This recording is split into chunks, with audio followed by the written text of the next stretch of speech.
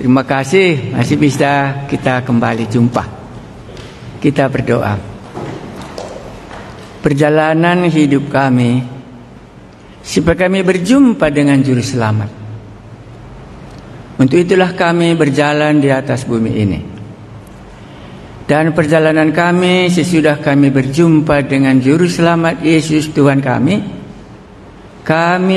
harus menjadi saksimu di bumi ini.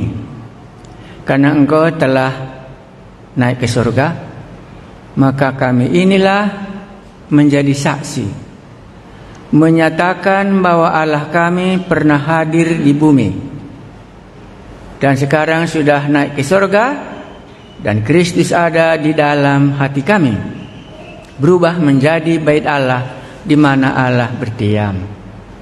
Kuduskanlah ibadah kami ini supaya kami layak mendengar perkataan yang dari surga. Dalam nama Yesus Kristus, dalam semua perjalanan hidup kami, Engkau telah memelihara kami sampai bisa kami berjumpa di ruangan ini hari ini. Amin. Kita coba merenungkan Petrus ya. Jadi Tuhan Yesus datang dari surga sendirian, begitu ya? Kan nggak ada kawannya dari surga, nggak. Baru diciptakannya lah muridnya di bumi 12 orang ya. Ya, satu muridnya yang sangat terkenal itulah namanya Simon Petrus ya. Jadi bagaimana kesannya Simon Petrus ini terhadap Yesus? Saya ulangi, bagaimana kesannya terhadap Yesus? Baru Yesus naik ke surga, berjalan-jalanlah Petrus di bumi untuk menceritakan kesannya tentang Yesus kepada orang lain. Jarang kita mempelajari Petrus, tetapi sekali ini kita belajar Petrus ya. Di STT juga kita belajar Petrus, karena Yohanes sudah sering ya, Markus juga sudah sering, apalagi Paulus juga sudah sering. Petrus ini banyak secara uniknya.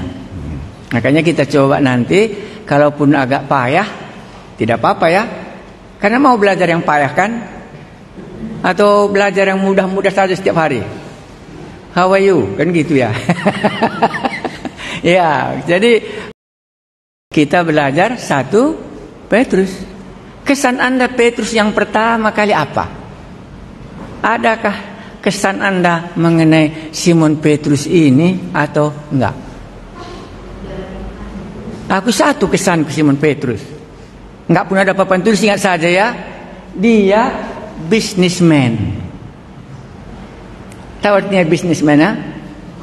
Pengusaha penangkap ikan. Dia satu-satunya yang pengusaha menjadi murid Yesus. Ya? Yohanes itu enggak muncul bisnisnya di dalam tulisannya. Pada mulanya adalah firman menjelma menjadi manusia. Dia lain orangnya ya. Allah mengasihi ya, itu cirinya Yohanes kan. Tapi kalau Simon Petrus, enggak bisa Anda lupa kesannya sebagai orang bisnismen. Dan di dalam bisnismen inilah dinilainya Yesus. Maka setiap kita yang hadir di sini, penilaian kita terhadap Yesus hampir semuanya sama dengan background kita. Kan itu salah satu ya. Jadi kalau ini kan buku saya, ini kan sudah kita tulis ya. Ini 1 Petrus dan 2 Petrus sudah selesai. Surat Filipi dan Efesus ini kan bukunya ya. Jadi dalam buku ini ada di sini latar belakang Simon Petrus itu ada 16 karakternya. Karakternya yang pertama kali Anda jumpa Lukas pasal 5 ya. Kan di situ kesan kita waktu dia nangkap ikan ya. Oh guru, sudah sepanjang malam kami tangkap ikan, gagal terus gitu ya. Ya, enggak dapat apa-apa. Karena dia kan nangkap ikan supaya untung kan gitu ya. Dan malam itu enggak dapat apa-apa. Singkat ceritanya Anda tahu kan? Datang Yesus membuat dia bagaimana? Untung. Itu kesan Petrus terhadap Yesus pertama kali. Oh, ini orang yang bisa memberikan untung kepadaku. Itu Lukas pasal 5. Itu latar belakangnya Petrus yang pertama kali dalam Alkitab mengatakan, di dalam kegagalannya Tuhan Yesus buat dia berhasil. Inilah satu-satunya yang kuharapkan selama aku hidup. Akhirnya bagaimana? Ditinggalkannya ikannya. Menurut Anda kenapa? Tadi diberi ikan, sekarang kok ditinggal? Why like that? Karena konsepnya tadi, kalau ikan ini cuma ku bawa, salah aku. Karena masih banyak ikan sama dia, ikut-ikut saja di mana-mana pun nanti akan untung. Maka satu hari jumpa dia, Tuhan, kami telah mengikut Engkau. Apa katanya coba? Apakah yang akan kami? Apa upahku? Makanya tadi saya bilang latar belakangnya Simon ini bisnismen, jualan, dagang, tidak pernah mau rugi. Kan itu karakternya bisnis ya. Bisnis itu menguntungkan ya. Jadi pagi ini kita bawa ke hadapan Allah kita, kesan kita terhadap Tuhan Yesus adalah bisnismen tidak pernah mau rugi. Entah kesan Anda mengikuti Yesus rugi, saya tidak tahu. Tetapi kalau kita tanya Simon Petrus, pasti dia katakan, aku mau mengikut dia karena inilah orang yang satu-satunya aku tahu sejak aku lahir ke bumi ini menguntungkan. Baru kedua, yang pertama kali kurasa disembuhkannya ibu mertuanya Simon kah? Ya, ibu mertuanya Simon. Dan sesudah itu dilihatnya berhasil lagi gitu. Makanya Simon Petrus ini jangan lupakan, dia seorang bisnismen. Aku seorang bisnismen, aku nggak mau kerugi. Aku maunya apa? Untung. Makanya tadi aku bilang Simon Petrus ini apa karakternya yang paling kita ingat. Makanya sesudah Tuhan Yesus naik ke sorga, sesudah Tuhan Yesus disalibkan, hilang 40 hari kan gitu ya. Mari teman-teman, kemana kita katanya? Ke Galilea, nangkap ikan lagi kan begitu ya. Karena dia bisnismen, gak mau rugi kan. Guru sudah pergi, gak apa-apalah kita nangkap ikan lagi. Tapi nasib yang sama terjadi lagi. Kan begitu ya. Pergi dia, semua teman-teman kata Tuhan Yesus itu sudah lain ya. Teman-teman kata, adakah kalau tangkap ikan ya? Nggak ada, malam ini kosong kata kan gitu ya. Oke lah, tebarkan salahmu sebelah kanan katanya. Dapat lagi ikan berapa? 150 ikan berapa? 150 sekian. Iya, 153 ekor ikan besar-besar. Untung kan? Ini kesan Petrus. Siapakah Yesus ini gitu. Ya, singkat ceritanya nanti kita baca dalam apa yang dia tulis. Karena kesan kita itulah yang bisa kita tuliskan sama orang. Ya kan begitu ya? Ya, makanya anak-anak STT kami belajar hati manusia. Kan ini ada anak STT di sini kan? Sudah PR dia di rumah kan? Bagaimana? Berhasil? Siapa namanya? Pestanta? Bagaimana? Berhasil kamu di rumah? Mau takluk orang tua bertobat? Iya, karena kesannya apa tentang Tuhan Yesus harus diceritakannya gitu. Baru nanti orang tuanya menilai, oh ini berhasil sudah bisa kami dihotbahin. Jangan dihotbahin dulu orang lain, tapi dihotbahin dulu lah siapa? Si isi rumah, karena nggak bisa nolak dia kan. Iya, itulah dia. Kesan kita terhadap Yesus itu apa? Ini buah pikiran yang pertama sekali. Ya, kalau belum pernah Anda memikirkan orang bagaimana Yesus ini ya, itu Anda menjadi orang Pancasila, beragama Kristen di tempatnya KTP, gitu ya. Jadi kalau belum pernah Anda pikirkan kesanku terhadap Yesus sebenarnya nggak ada. Ya, kalau nggak ada ya berarti Anda hanya merugikan datang berminggu. Kenapa merugikan Pak?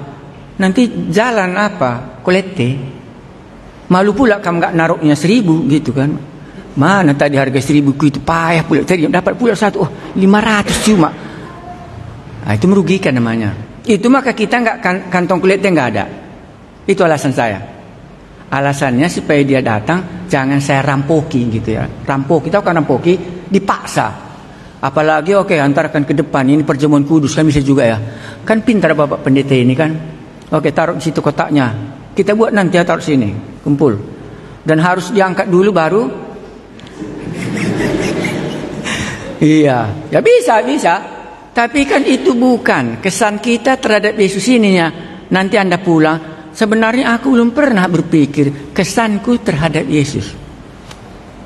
Kalau pemudi lihatnya pemuda cakep, bagaimana kesannya? Abang ini menarik ya, kan gitu ya. Ya, tapi sayang nggak dilihatnya aku ke belakang, kan gitu. Gesek-gesek pun diam aja dia. Ya kan begitu ya. Iya, makanya ada nakal-nakal semua katanya, diam pula dia. Oh, sudah berisi, sudah ada temannya. Makanya ini diribut pun kita kan nggak diperhatikannya katanya. Jangan dekati katanya. Kesan. Itu ya. Oke, mari kita baca 1 Petrus kan. Karena Petrus ini 1 Petrus, 2 Petrus, cuma itu suratnya. Pendek kali. Waktu aku belajarinya itu dari buku cuma 105 ayat. Jadi bisa sekali baca katanya. Ya, mari kita lihat. Tapi kalau nanti mau Anda eksegesinya sudah lengkap, ambil aja bukunya karena sudah banyak kita cetak ya. Nanti aku mau mempelajarinya selanjutnya. Pasal 2, pasal 3, ayat 4 apa artinya, 5, ini sudah ayat per ayat ya. Mari kita baca 1 Petrus pasal 1. Bahan-bahannya kan sudah saya kirim ya. Ya, jadi kita baca berapa yang bisa kita dapat. Kalau kesan Anda terhadap Alkitab ini apa? Kalau kami senantiasa kesan terhadap Alkitab ini namanya buku Tuhan, the book of God. Jadi kalau kita baca ini, kita berjumpa dengan Allah di dalamnya. Sama dengan this is the English book. Kalau aku buka maka taulah aku bahasa Inggris. Begitu kurang lebih. Jadi walaupun kalian ketaruh Alkitab entah apa, tapi saya belum pernah buat terjemahan ini Alkitab. Senantiasa saya buat bukunya Tuhan. Oke, mari kita baca. Apa kesan Petrus dalam ceritanya dia menulis ini? Surat Petrus yang pertama, 2 suratnya ya. Dari Petrus. Jadi kalau menulis surat kan dari ya, si pengirim gitu ya. Dari Petrus, Rasul Yesus Kristus. Jelas kedudukannya, namanya Rasul Petrus. Dia Rasul Yesus. Ya. Tahu artinya rasul ya? Yang sudah saya ceritakan tadi, dipilih Tuhan untuk diutus. Kan gitu ya? Nah, rasul itu artinya dipilih, sesudah itu diutus. Makanya ngapain kita hidup di bumi, kan itu tadi doa kita ya, berjalan-jalan, kan gitu ya? Ya, supaya berjumpa dengan Yesus, dan sesudah itu supaya kita bisa menceritakannya kepada orang lain, gitu ya. Dari Petrus, Rasul Yesus Kristus. Kepada siapa?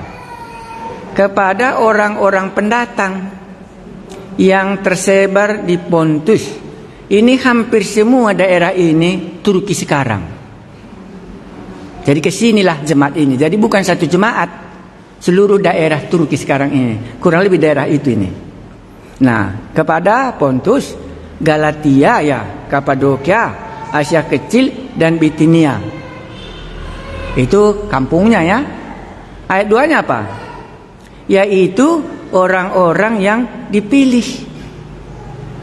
Jadi Petrus ini senang kali memakai kata yang dipilih. Entah apa nanti kesan Anda. Jadi kesan Petrus mengenai Yesus, orang yang dipilih ya. Nah, makanya tadi saya bawa langsung ceritanya. Kesanku terhadap Yesus, kesan Petrus terhadap Yesus, memilih dia. Karena di pantai itu banyaknya penangkap ikan. Tetapi Simon, pinjam perahumu katanya, kan gitu ceritanya. Iya guru katanya. Oke, tebarkan sedikit ke tengah ya kata. Ya guru katanya. Sekarang tebarkan jalamu ya kata. Iya guru gitu. Banyak di situ perahu, tapi Simon Petrus cuma dipilihnya. Itu kesannya terhadap Yesus. Maka dikatakannya di sini kepada orang-orang pendatang yang tersebar di Pontus, Galatia, Kapadokia, Asia Kecil dan Bitinia, yaitu orang-orang yang dipilih sesuai dengan rencana Allah. Waduh, mantap ya. Ya. Kita dipilih sesuai dengan rencana Allah. Belum masuk kali sama aku Pak. Nggak apa-apa. Nanti sampai di rumah pikirkan lagi. Sesuai dengan rencana Allah, aku dipilih Allah. duduk di kemurahannya ini untuk dengar khotbah sekali sini. Karena sudah lama saya nggak khotbah kan, sekali ini aku khotbah. Ini pun karena singgah aku mau ke Singapura nih aku besok, makanya di sini aku hari ini. Minggu depan sudah kembali lagi aku ke Bonapasogit kan, sesuai dengan rencana Allah. Jadi ada rencana Allah, maka kita dipilihnya. Bukan sembarangan aku hidup di bumi. Lihat lagi besok kan, hari Senin nanti sudah sampai ke Singapura. Dengan siapa nanti aku akan jumpa di sana, tak akan sembarangan. Harus sesuai dengan kehendak Allah. Maka setiap minggu kalau aku berdoa, jangan kirim ke gereja ini orang yang bukan dipilih Allah. Kalau yang dipilih Allah silakan datang Tuhan, jahat pun dia silakan datang. Tetapi yang bukan, baik-baik pun dia, kalaulah boleh Tuhan, jangan dia masuk ke gerejaku ini. STT juga sama. Jangan masuk orang STT yang bukan dipilih oleh Allah. Karena banyak di dunia ini tapi nggak dipilihnya. Kan banyak, 5 ketero itu dia ikut kan 5.000 orang kan. Cuma dipilihnya berapa? 12 orang. Makanya di sini ditulisnya surat ini kepada jemaat ini, yaitu orang-orang yang dipilih sesuai dengan rencana Allah. Jadi bukan sembarangan kita hidup. Ya, naik pesawat saja nggak sembarangan saya. Yang mana Tuhan yang harus kududuki gitu. Tawar sana, ini bukan soal harga, aku bilang sama tiketingnya. Jadi soal apa Pak katanya? Karena nggak cocok kurasa. Ini murah Pak katanya. Enggak lah, aku bilang. Karena sesuai dengan rencana Allah kita berjalan. Apakah berguna bagi Anda? Saya tidak tahu, tapi bagi aku berguna. Dipilih Allah seperti ini orangnya. Seperti aku ini bodohnya gitu ya. Seperti aku ini orang berdosanya, orang kampung kali aku. Makanya aku cari mahasiswa kan orang kampungan semua. Janganlah orang metropolitan ini ke sana kan gitu. Kalau boleh yang tidak dipakai dunia ini, pergi saja ke pantai, mana tahu di situ ada tukang jala ikan, nggak sekolah kan gitu. Kan dia nangkap ikannya kerjanya ya, bukan dari university dia kan. Maka itu dipilihnya gitu. Sesuai dengan rencana Allah. Ya, maka kita lanjutkan. Entah apa nanti gunanya nanti belakang. Yaitu orang-orang yang dipilih sesuai dengan rencana Allah Bapa kita dan yang dikuduskan oleh Roh Kudus. Ini yang kedua. Jadi tadi yang dipilih Allah sesuai dengan rencana Allah. Sudah itu apa lagi? Dikuduskannya kita oleh Roh Kudus. Banyak kali kerjaan Allah untuk orang Kristen yang berdosa ini. Banyak kali. Seperti ibu, banyak kali kerjanya memelihara bayi. Mandikanlah, ganti bajulah, macam-macam, banyak kali kerjaannya. Tetapi karena itu dipilihnya dan itu anaknya, dilakukannya semua. Sama dengan kita yang dipilih Allah. Susah kalinya Tuhan Yesus dibuat Simon Petrus. Menyangkal 3 kali. Sudah itu kembali lagi nangkap ikan. Harus lagi dikunjungi ke situ. Sarapan pula dulu kan gitu dalam cerita itu. Sudah sarapan barulah Simon Petrus, apakah engkau mengasihi aku? Ya Tuhan katanya. Enggak pun tepat jawabnya kan. Sampai 3 kali baru tepat jawabnya. Banyak kali. Tapi karena dia dipilih oleh Allah sesuai dengan rencananya dan dikuduskan oleh Roh. Apa pekerjaan Roh Kudus di sini? Ya, menguduskannya. Ya, kalau saya langsung singkat sederhananya gini. Kalau sekarang bagaimana kita bisa kudus? Pasti jawabnya kita masing-masing karena Roh Kudus ada di sini. Dan waktu aku berdosa, diingatkannya di dalam. Apain kau gitu? Nyontek Tuhan gitu kan bisa ditanya. Benarkah itu katanya? Harus, karena nggak bisa lagi nanti nggak lulus. Uang kuliah mau habis. Iya nggak apa-apa kalau kau terus gitu. Siap ujian menghadap Tuhan dia. Iya ini jadi masalah. Kan jadi kudus ya. Oke Tuhan sudah berdosa sekali lagi, besok tidak lagi. Kan begitu ya. Nah, kan jadi kudus dia. Jadi fungsi Roh Kudus di sini membawa kita supaya kita kudus di hadapannya. Simon Petrus jelas itu mengerti dalam hari raya Pentakosta waktu turun Roh Kudus itu menguduskan orang-orang Israel yang sudah menyalibkan Yesus. Makanya dikatakannya di sini dikuduskan oleh Roh. Jadi pekerjaan Roh Kudus yang ada di dalam hati kita ini sesudah kita menjadi anak-anaknya, supaya kita hidup kudus. Ya, mau lebih parah sedikit ya. Kawanku kan sudah berangkat ke Tibet sekarang. Kemarin sampai di Cendu tempat kami dulu. Dalam hatiku, panggilannya ke Tibet kan dari aku ya. Waktu aku khotbah, Roh Allah berbicara sama dia, berangkat ke Tibet. Dan ditunggunya 10 tahun. 10 tahun baru tembus. Dan kemarin sudah sampai sana. Dalam hatiku, Tuhan, apakah aku kasihkan uang ini sama dia? Apakah aku kasihkan uangku ini sama dia karena dia sudah menggantikan aku ke Tibet? Sampai sekarang Tuhan seolah-olah katakan, jangan, uang bukan daripadamu, pimpinan daripadamu. Aku tidak kasih. Aku doa, aku mengaturkan lalu perjalanannya sehingga dia hari Jumat dia berangkat dari sini tanggal 22, jam 12 malam sudah sampai dia di tempat kami dulu. Apa artinya ini? Roh Kudus itu mengajari kita. Maka salah satu yang paling penting adalah perhatikanlah bagaimana caramu hidup. Itu mantap kali bagi aku. Ya, makanya anak SD itu aku kasih tahu bagaimana caranya hidup. Anak SD itu tahu aku nangis waktu berdoa. Minta uang makan kah? Minta uang kuliah kah? Semua universitas kan dosennya makan dari mana? Uang kuliah. Aku nggak makan dari uang kuliah. Bagaimana caranya? Tanya Tuhan kan, Tuhan nanti yang akan pimpinnya. Sekali makan kami bukan sedikit, 40 orang kalau makan siang. Ini sudah jalan ke 3 bulan. Makanya banyak kali anakku kalau pagi-pagi siang-siang makan ramai semua. Aku perhatikan, bagaimana Chandra, apa makananmu nak? Sang Pak, lihat mistis semua. Oh terima kasih Tuhan, enak makan. Oh terima kasih gitu ya. Bagaimana caranya kita hidup? Bayar, pungut, sekali makan 20.000, 30. Tuhan tanyalah. Kalau Tuhan katakan jangan, gimana? Janganlah. Dari mana ambil uangnya Pak? Ya tahankanlah. Tahankan pun apa pula kita buat kalau ini pun dihabiskan semua kan nggak cukup. Nah itu yang kurasa pelajaran kita. Bisa kita menjadi kudus. Kudus di sini maksudnya adalah sesuai dengan rencana Allah memilih kita. Ya, baru aku bilang sama anak-anak semua, oke, nanti tanggal 9 datang lagi aku bilang. Ya, sudah tahu mereka bahwa aku nanti datang, Pak, bagaimana? Tidak ada uang kuliah, tidak ada uang makan. Datang saja sebagaimana engkau ada. Karena Tuhan masih tetapkan demikian. Jadi nanti bagaimana? Kalau habis nanti nanti lagi kita entah besok sudah datang Tuhan Yesus, ngapain kita ceritakan terlalu banyak? Untuk ini sudah cukup, ya cukuplah, kan begitu cara kita hidup ya. Karena Roh Kudus kan mengajari kita hidup ya, supaya kita bisa hidup kudus. Jadi sesuai dengan rencananya. Itulah kalau saya mengerti di sini, Roh Kudus itu menguduskan kita berjalan dalam jalurnya gitu.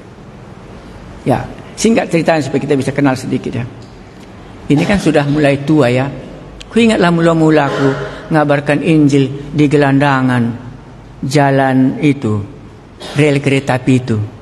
Makanya setiap lewat aku di situ naik mobil, ku bilang sama Freddy, sinilah aku dulu ngabarkan Injil. Itulah kawan-kawanku semua, aku bilang. Duduk aku di sini, aku bilang. Lewat lagi aku di dekat kantor DPR ini kan ada di bawah lagi. Oh di situlah aku minum kopi dulu, aku bilang. Inilah kantorku dulu atau aku ngabarkan Injil di sini. Tahu ini Jalan Hindu nomor 2, di situlah aku dulu ngabarkan Injil. Ku ingat semua. Baru ku ingatlah kemana aku sudah sampai di bawah Tuhan, kupikir. Hidupku gak pernah statis. Ini pun masih jalan pula. Menurut aku sudah, Tuhan, itulah semua gitu ya. Kalau masih bisa hidup juga ya. Bagaimanalah hebatnya dari gelandangan, dirikan gereja di Kabanjahe, di Medan, bangkit lagi STT, tembus lagi ke Tibet, sekarang ada lagi satu lagi yang lain, Alkitabnya sudah selesai lagi. Itu yang kumasukkan tadi, Roh Kudus itu membuat kita secara khusus, kan selama COVID semua nggak kemana-mana. Jadi selama COVID itulah mempersiapkan semua ini, selesai COVID sudah bisa lagi bertaburan gitu kemana-mana, berlarian kan. Waktu COVID ya selesai nulis terus gitu. Selesai COVID sudah selesai pula kan gitu ya. Makanya tadi kalimat itu dikatakan, Paulus kepada jemaat Efesus, mantap sama aku. Apa katanya tadi? Perhatikanlah bagaimana caramu hidup.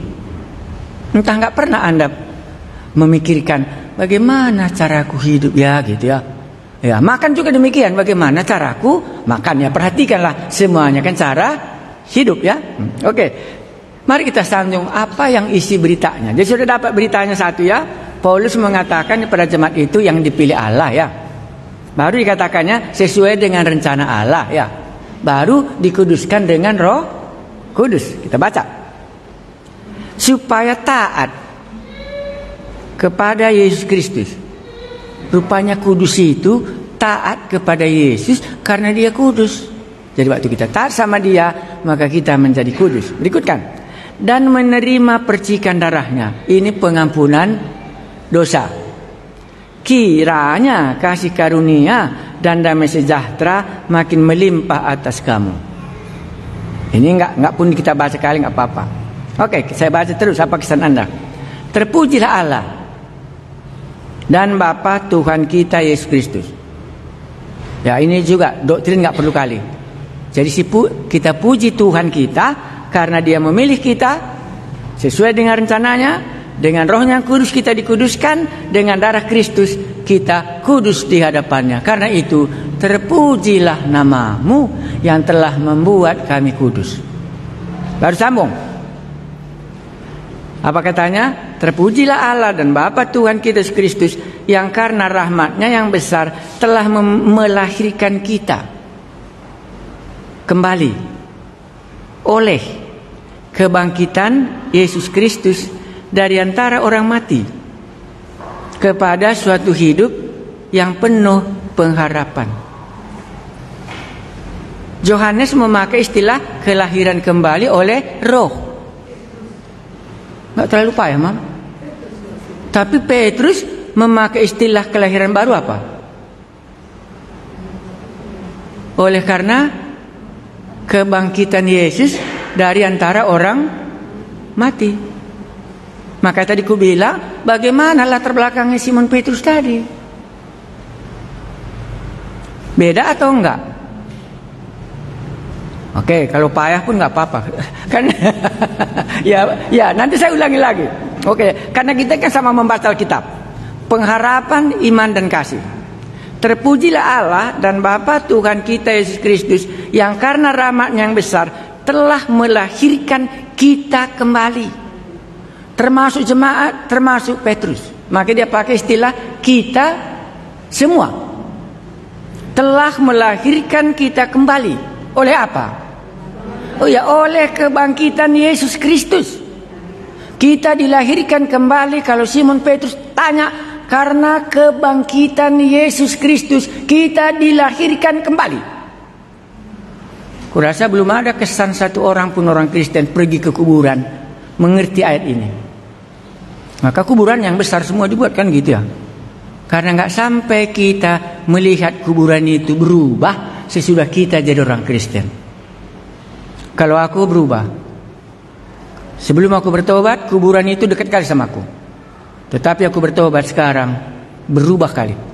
Karena kebangkitan Yesus dari antara orang mati, itulah yang memberikan pengharapan kepada Simon Petrus. Kalau tidak, dia sudah menyangkal Tuhan berapa kali? 3 kali. Alasannya sebenarnya dalam secara teologi ya. Karena Petrus ini tahu Mesias tidak bisa mati. Sekarang Mesias sudah disalibkan dan sudah dikuburkan, maka selesailah semua pengharapan. Karena dalam pikirannya Mesias tidak akan mati.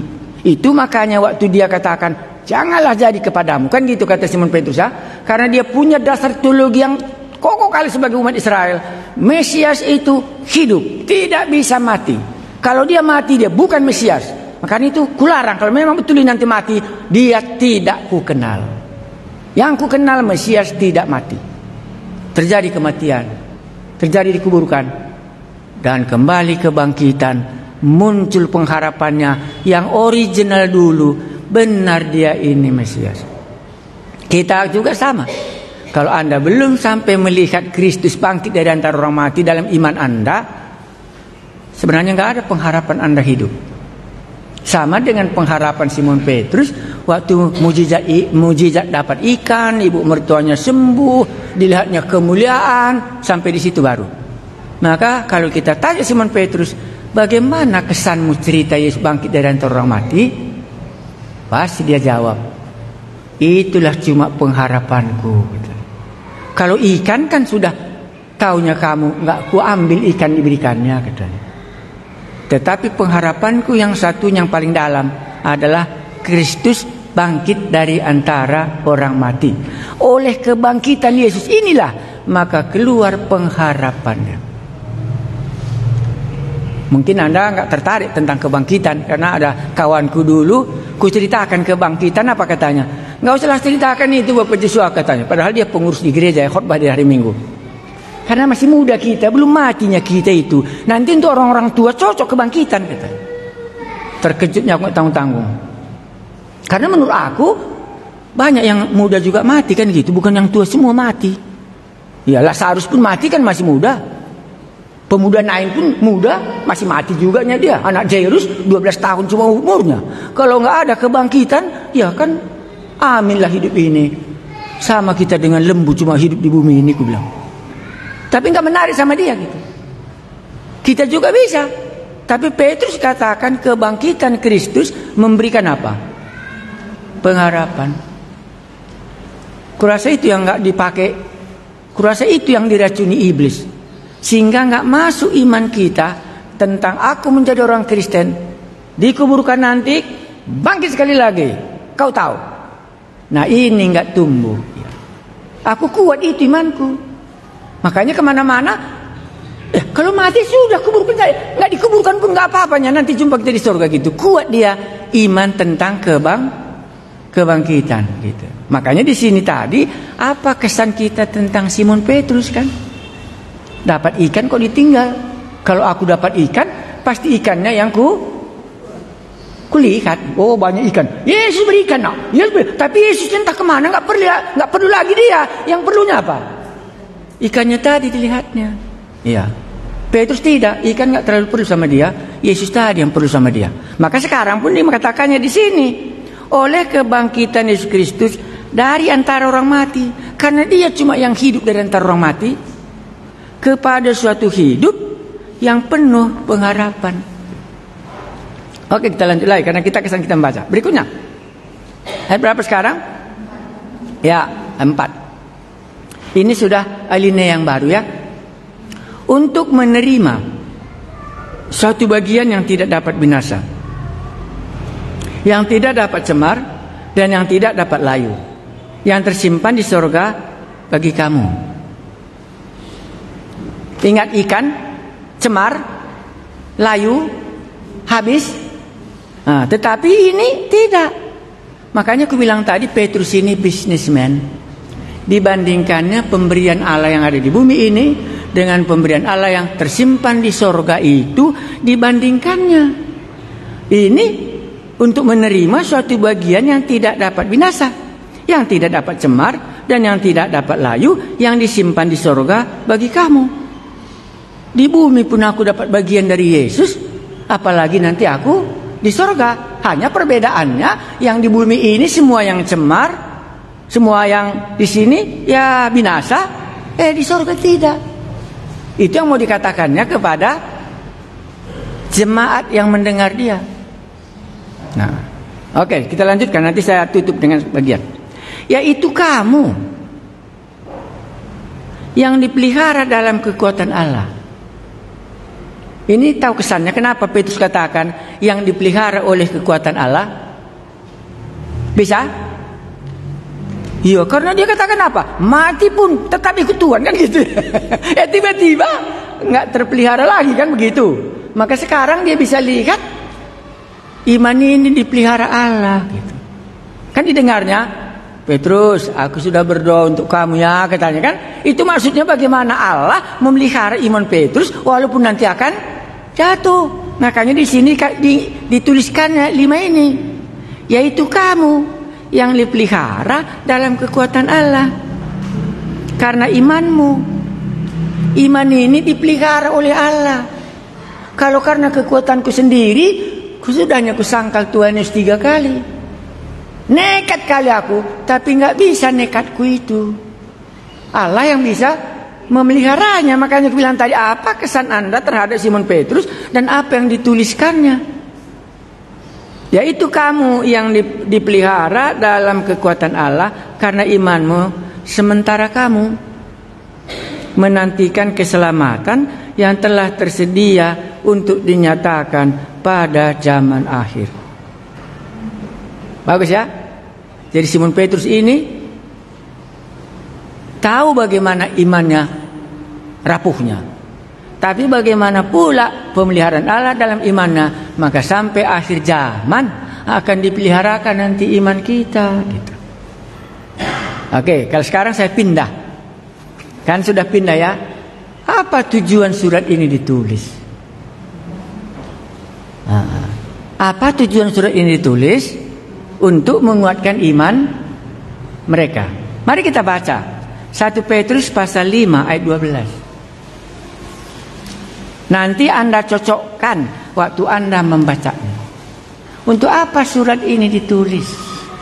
1 Petrus pasal 5 ayat 12. Apa dikatakannya? Dengan perantaraan Silwanus yang kuanggap sebagai seorang saudara yang dapat dipercayai. Jadi Petrus menyatakan Silwanus ini.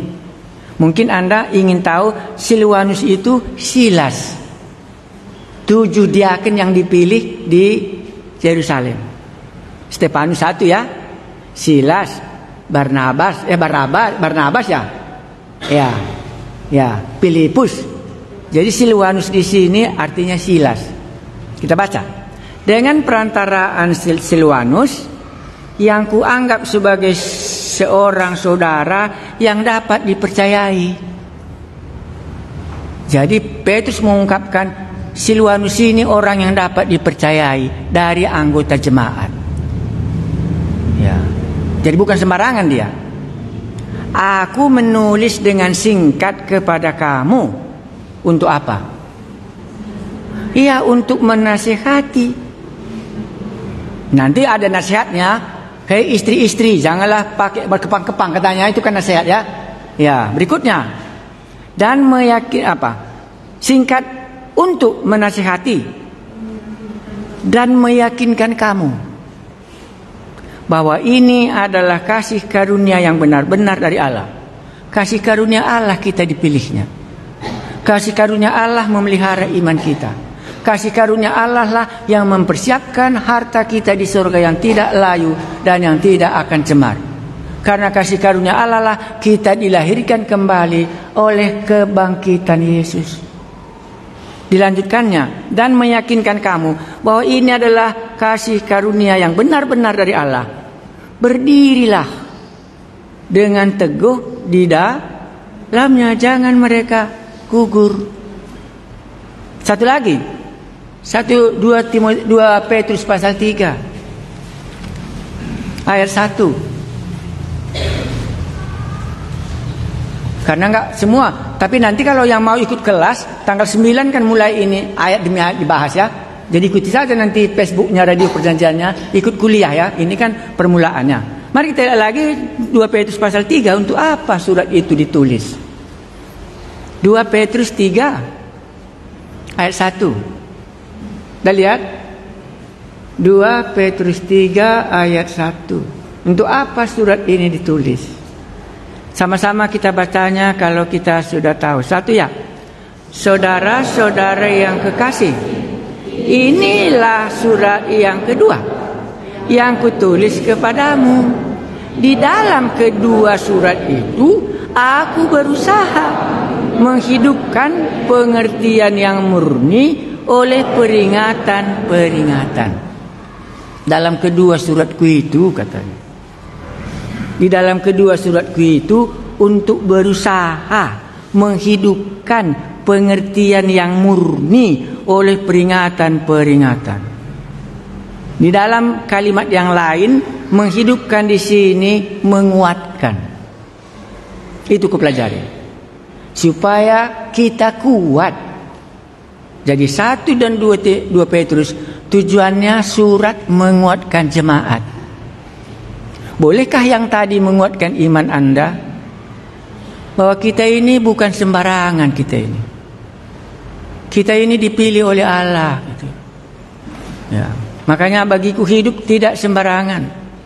Makanya anak-anak STT itu sering kali katakan, kita ini bukan sembarangan ini. Kalau kau tidak yakin dipilih Tuhan, gak usah kau datang lagi. Tapi kalau kita dipilih Tuhan, jangan pula lah kita tidak hidup kudus sebagaimana Allah kita kudus. Kita ini bukan sembarangan, yang dipilih Allah. Bagi mereka mantap ini, karena umat Israel dipilih di Mesir, kan tahu ya bagaimana hebatnya mereka masuk ke tanah Kanaan, gempar dibuatnya dunia ini semua karena umat pilihan Allah. Abraham, umat pilihan Allah. Barang siapa yang mengutuk kamu akan mengutuk dia. Hebat dia. Makanya kita ini dipilih oleh Allah, kan menguatkan iman kita. Ya, apalagi tadi dikatakannya kita telah dikuduskan oleh Roh Kudus, oleh percikan darah Kristus, dosa kita sudah diampuni. Kan kuat iman kita.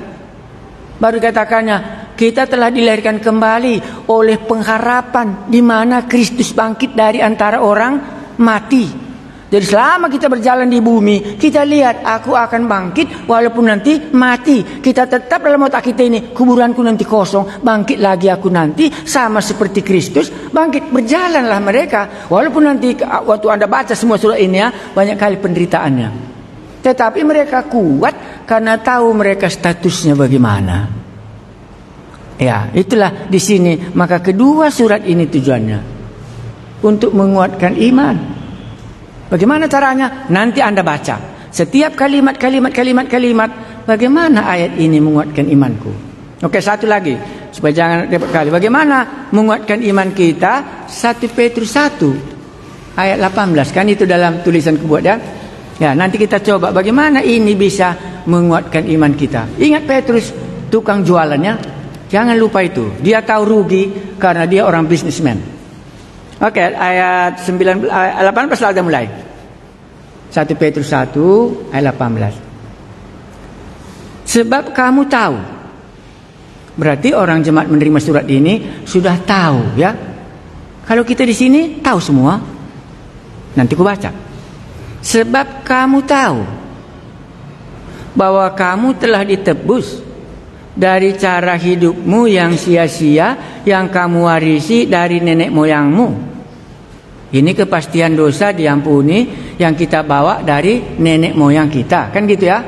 Sebab kamu tahu bahwa kamu telah ditebus dari cara hidupmu yang sia-sia yang kamu warisi dari nenek moyangmu itu bukan dengan barang yang panah, bukan pula dengan perak atau emas, nilai, melainkan dengan darah yang mahal. Makanya bisa Simon Petrus jadi orang Kristen bukan karena emas dan perak, bukan karena ikan yang banyak itu. Kan gitu maksudnya sini ya. Tetapi karena telah ditebus oleh darah Kristus yang apa katanya? Yang melainkan dengan darah yang mahal. Nilainya itu tinggi, kan gitu ya? Mahal. Yaitu darah Kristus yang sama seperti darah anak domba yang tak bernoda dan tak bercela. Ini menguatkan iman mereka. Penebusan kita itu bukan emas dan perak. Bukan seperti perjanjian lama dibawa semua anak-anak domba menghapus dosa. Bukan, dengan darah Kristus yang mahal. Dan yang paling di sini menarik mungkin kamu tahu. Inilah yang menjadi pergumulan. Jemaat ini nggak tahu apapun terjadi dalam hidupnya. Kalau ditanya, kamu tahukah dosamu sudah diampuni nak? Di sorga cuma tahu. Aduh, kan inilah yang membuat mati kekristenan ini. Ini Petrus katakan apa? Kita tahu bahwa kita telah ditebus dari cara hidup kita yang sia-sia, bukan dengan emas, bukan dengan perak, kan yang termahal semua ini ya. Tetapi dengan darah Kristus yang mahal. Karena itu teguhlah berdiri di dalamnya. Kan di situ tadi ya, karena mengingatkan bagaimana pengorbanan telah kita terima. Jangan lagi kita mau mundur dari iman kita itu walaupun ada sedikit penderitaan. Itu nanti kita baca berikutnya. Karena nggak tahu dia. Tapi memang kuat kali kurasa setan. Kuat kali setan itu. Jarang kali di gereja kita katakan tentang kepastian dosa diampuni. Hebat kali setan. Waktu makan pun dia, ampunilah dosa kami Tuhan, yang kami ingat atau tidak ingat. Sudah duduk lagi setan, waktu makan pun mengakukan dosa. Tidak jelas statusnya. Bagaimana dia bisa kuat? Makanya kita tahu, kata Petrus, karena Petrus tahu dia orang berdosa, menyangkal 3 kali. Tetapi sekarang Tuhan sudah mengampuni dia, bukan dengan perak dan bukan dengan emas, tetapi dengan darah Kristus yang mahal, yang tak bernoda dan tak bercacat. Inilah nilai pengampunan dosa kita. Hendaklah kamu kuat. Ke situ arahnya. Jadi kalau begitu, masuk lagi aku satu langkah secara teologi. Jadi kalau begitu gereja abad pertama, 1 Petrus, 2 Petrus, kita Efesus umpamanya, hampir seluruh jemaat itu ada kepastian pengampunan dosa di dalamnya. Makanya dia berminggu. Kolose 1 umpamanya 14 yang sudah biasa kan kita tahu bahwa kita telah dipindahkan daripada kuasa kegelapan masuk ke dalam kerajaan yang kekasih, di mana dosa-dosa kita telah diampuni. Gereja abad pertama nggak pernah mereka masuk ke gereja kalau dosanya belum diampuni. Kita sekarang ini sama jimat pun masuk semua ke gereja. Bagaimana bisa kita bertahan? Ini kekuatan di sini. Inilah kekuatan. Waktu saya mengikuti satu kali kuliah, kan kembali lagi aku Selandia Baru sesudah dari Tibet kan.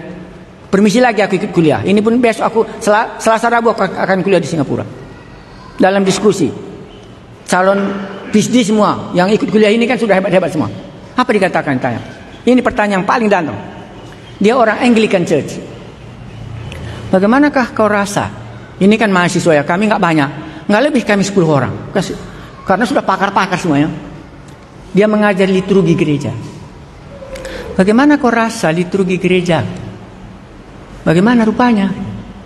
Setiap minggu ada pengakuan dosa di liturgi gereja itu. Ini kan sudah PhD semua ya, hampir apa. Menurut engkau, biblikalkah itu atau tidak? Setiap minggu mengaku dosa. Kan itu liturgi kan? Kecuali GKMI. Itu tidak. Baru kami mahasiswa kan saya ikut ya. Aku kan kalau diskusi teologi ini, bagaimana iman mereka sekarang? Karena di mana aku sekolah dulu, di situ Tuhan berbicara kepada aku gitu. Sudah kacau kupikir. Dia dosen ini mengatakan sebagai Anglikan, iya katanya. Tetapi yang lain katakan sebagai aliran baptis semua, kami tidak setuju. Karena itu menggoyangkan iman. Kalau belum ada dosamu kepastian diampuni, di rumah selesaikan. Jangan bawa ke gereja. Kapan kau berbuat dosa, selesaikan di situ. Jangan tunggu hari Minggu. Karena itu liturgi dalam pengampunan dosa melemahkan iman jemaat. Sama dengan perjanjian lama, setiap tahun dia harus membawa anak domba Allah untuk pengampunan dosa. Itu liturgi dalam undang-undang Taurat. Debatlah tinggi kan. Aku kan orang kecil, kan ku bilang tadi kecil. Ku dengar mereka diskusi. Dalam imanku, Tuhan terima kasih. Apa yang mereka bicarakan ini sudah duluan Tuhan taruh di dalam hati kami sesuai dengan Alkitab. Dosamu telah diampuni, tak pernah lagi kami mundur. Dosa diampuni di bumi ini. Hei anakku, pulanglah. Akhirnya terjadilah 2 pendapat. Kan namanya kan orang-orang pintar kan, 2 pendapat. Dia bagaimana dia mau. Tapi kami semua, kan Mbak ada juga beberapa pulang dari ladang misi ikut kuliah seperti aku. Wah, salah ajaran itu, katanya sama aku. Kenapa Pak? Aku bilang, dulu kata, when we are study here, we are not talking about that. Kata. Waktu kita kuliah di sini nggak seperti itu ajarannya. Walaupun dia PhD, no, it's wrong. Kata. Oh begitu. Aku kan mendengar karena aku tak bisa membuat apa-apa karena kita kan orang kecil, orang itu kan orang besar secara apa semua kan sudah pintar gitu. Nah inilah makanya tadi Petrus tadi menguatkannya 1 Petrus pasal 1 ayat 18 supaya bertahan imannya. Kalau iman kita pun dosa pun nggak yakin sudah diampuni, apa kamu pertahankan coba? Kalau dosa pun tidak diampuni, ngapain kamu berminggu ini? Kalau dosa pun tidak ada jaminan. Makanya nggak salah kurasa kalimat yang tadi bilang ini. Sebab kamu tahu, jemaat itu tahu, bukan Petrus tahu. Kamu telah ditebus dari cara hidupmu yang sia-sia, yang kamu warisi dari nenek moyangmu itu bukan dengan perak, bukan dengan emas, tetapi dengan darah Kristus yang mahal, tidak bernoda dan tidak bercacat. Dengan demikian bisa kuat iman jemaat yang ada di perantauan ini. Nanti kita lihat bagaimana keadaan jemaat ini. Ada yang mau ditanyakan karena ini sekolah Alkitab. Ini teman saya Pak Profesor Kaban, kawan kami mengabarkan Injil dulu. Istrinya juga kawan kami PA dulu waktu kami mahasiswa.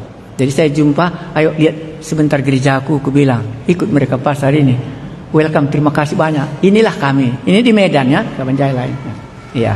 Beginilah kami belajar Alkitab supaya iman kami bisa dikuatkan, berdiri bagaimana Tuhan kehendaki. Ada yang ditanyakan jemaat kah? Jadi kalau gitu Pak, aku ragu-ragu pengampunan dosaku itu bukan dari Tuhan Yesus kah? Bapak bilang itu dari setan. Aku yakin 100%. Itu dari setan. Lawanlah itu. Bagaimana caranya aku tidak tahu. Karena kamu tahu kita telah ditebus dari cara hidupmu yang sia-sia. Kamu harus dari mau. Ini membuat iman kita teguh. Karena 1 dan 2 Petrus ini tujuannya menguatkan iman orang ini. Bukan membuat kita bertobat. Bisa juga, tapi sebenarnya Roh Kudus menuliskan ayat ini supaya teguh iman orang yang membacanya. Oh betul lah ya, dosa aku sudah diampuni. Kalau begitu masa aku nggak berminggu? Kan begitu ya? Iya, dosa aku sudah diampuni. Masa aku nggak yakin akan bangkit nanti aku dari kuburan orang mati itu gitu. Aku sendiri kulihat ada kebangkitan nanti. Ya kalau hidup ini seperti ini pun oleh karena kasih karunia Tuhan ini. Kalau Tuhan kasih banyak ikan pun, tapi bukan ini ikan ini terus kulihat kan gitu. Atau kita hidup di sini, ikannya kita lihat, Yesusnya kita tidak lihat. Ada jemaatku satu majelis gitu bilangnya, kalau banyak laku dipajak Bapak Joshua katanya, nambah imanku katanya. Tapi kalau nggak laku, didoakan pun nggak laku-laku, luntur imanku katanya. Karena itu tolonglah doakan sedikit supaya banyak lakunya sehingga terus bagaimana? Dan kurasa benar, Tuhan kasih dia banyak uang. Makanya imannya terus naik. Dia kan jujur. Ini kak dapat rezeki aku katanya. Karena itu dia. Doakanlah aku supaya banyak laku. Karena kan jualannya. Karena ini tadi kan bisnis. Kalau banyak laku tahu kan Bapak Joshua katanya. Memang kuat imanku ngabarkan Injil katanya. Tapi kalau nggak laku-laku, didoakan pun nggak laku. Turun kali imanku. Kan itu doakanlah ya supaya banyak laku, imanku pun bagaimana? Kita kan gak jujur. Oh iya terima kasih nanti kudoakan supaya banyak laku. Gitulah cuma. Sama dengan Thomas kan. Kalau gak kumasukkan gak percaya aku katanya kan. Buat Tuhan kan. Kalau kau tidak melihat mujizat, kau tidak percaya. Jadilah pulanglah katanya kan gitu. Yang tidak disenangi Tuhan kurasa satu. Ya. Nggak tahu dia di mana dia berdiri. Ya, makanya kita ini bisa, karena kita membaca 1 Petrus ya. Karena aku mau kalau baca 1 Petrus sampai tujuannya menguatkan iman. Kalau aku tidak, ada uang atau tidak ada uang, sakit atau tidak, hantam saja. Itu nggak terganggu sama aku. Malahan dalam kesulitan, imanku sering kali diberikan Tuhan pada waktu yang sama kuat gitu. Ya. Jadi tidak tergantung. Jadi aku nggak meminta buat ini enggak. Buatlah sebagaimana kehendakmu. Jadi asalkan aku bisa mengerjakannya gitu. Mana tahu kita ini masing-masing berbeda dengan backgroundnya. Atau Anda belum pernah berpikir, Tuhan aku nggak beriman. Kenapa? Satu pun doa aku nggak dijawab. Betul juga Tuhan ya. Kalau Tuhan nggak pernah jawab doa aku, bagaimana aku bisa percaya sama Tuhannya gitu? Bisakah? Ini pun kudoakan nggak dijawab Tuhan. Ini pun kudoakan gagal lagi. Ini pun kudoakan nggak ada satu pun bisa menguatkan imanku. Apapun nggak pernah jadi dalam hidupku ini. Cuma neraka nanti jadi. Ya tolonglah Tuhan supaya aku tidak seperti itu orangnya kan gitu. Kita ini kan jujur di hadapan Tuhan kan. Karena tadi kita telah ditebus bukan dengan emas dan perak, tapi dengan anaknya yang mahal itu. Masa kita nggak terus terang gitu. Tapi setan kan sudah ajari kita, seperti kau itu nggak adanya itu semua. Mudah-mudahan semua jalan saja, datanglah kau berminggu terus sampai mati gitu aja. Nggak ada sesuatu yang apa tadi katanya, melahirkan kita kembali kepada pengharapan yang baru. Ada yang mau ditanyakan? Karena aku sempatkan kali minggu ini singgah sini, kan udah aku bilang hari Kamis aku kembali dari Singapura, kembali ke Banjahe, akan mengajar anak-anak STT ini. Sesudah itu aku akan PI sama mereka ke desa-desa, dan aku akan bikin kebun rohani di Kabanjahe sama Brastagi. Ya, kalian bisa dari sini supaya bisa mendoakannya. Akan mulai nanti kemarau ya, kami akan kebun rohani seluruhnya di mana yang bisa dibuat gitu ya. Ya. Jadi sudah cukup semua ini. Sudah yakinkah dosanya diampuni pasti dan ada kebangkitan? Tak lagi seperti waktu aku kuliah tadi, dosenku katakan susunan liturginya itu nggak usah dirombak. Kami di dalamnya ada orang Baptis, ada orang dari Anglikan. Kami 2 mahasiswa di dalamnya karena sekolah teologi ini terdiri dari Baptis dan Anglikan. Ya, kami orang Baptis semua setuju. Jangan dibuat pengakuan dosa setiap hari Minggu.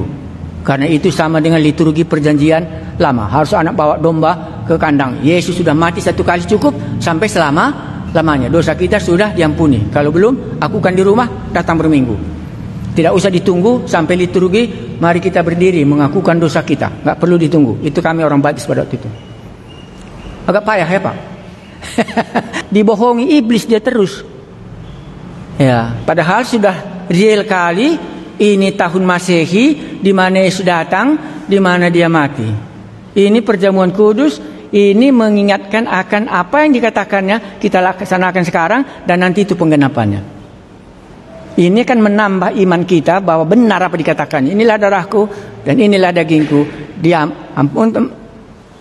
pengampunan dosamu sampai aku datang sekali lagi. Perjamuan kudus ini cuma satu beritanya. Sampai aku datang. Inilah buktinya pengorbananku sudah menjadi pengampunan dosamu. Kalau itu kita belum ada, maka kita masih di Taman Eden di mana ular sedang membohongi kita dan tidak bisa tertolong. Itu keadaannya. Nah, oke, kalau kita ditanya ya. Jadi kalau begitu, kalau sebagai penginjil bagaimana caranya buat supaya bisa berubah, gitu ya? Tadi sudah aku bilang STT nggak bayar uang makan, nggak bayar uang kuliah, kan gitu. Masalahnya bukan uang di situ.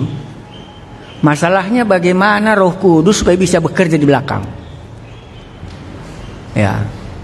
Bagaimana masalahnya supaya Roh Kudus bisa bekerja. Karena aku yakin kalau mamanya mendoakan anaknya ini tembus dibuatnya, karena Tuhan akan mendengarkan doa mamanya ini, bukan doaku. Ya. Jadi caranya harus ada yang tidak sama. Gitu.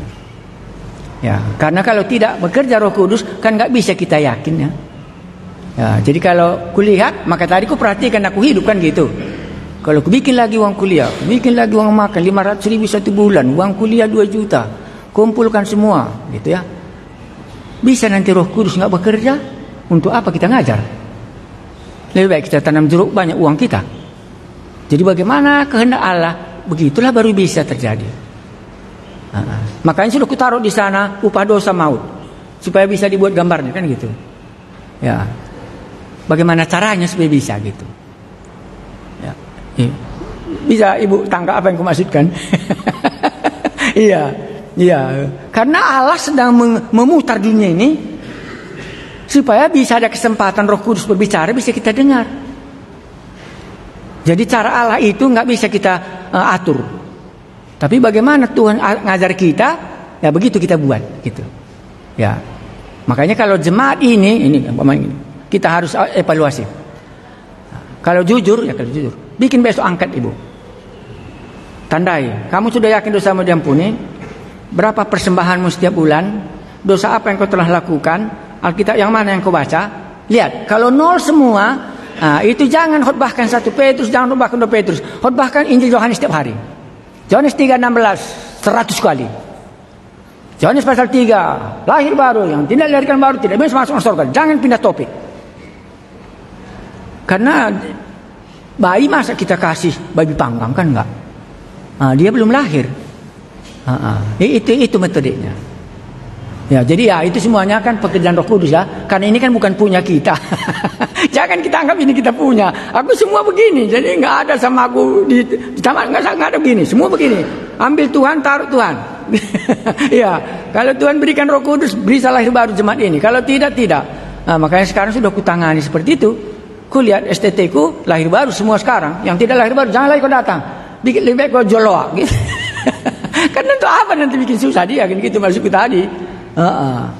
Ya, jadi begitulah. Ada lagi yang mau ditanyakan ibu ini kan berpikir dia bagaimana jemaatku ini supaya lahir baru katanya. Nggak bisa kita, kan nggak bisa makan.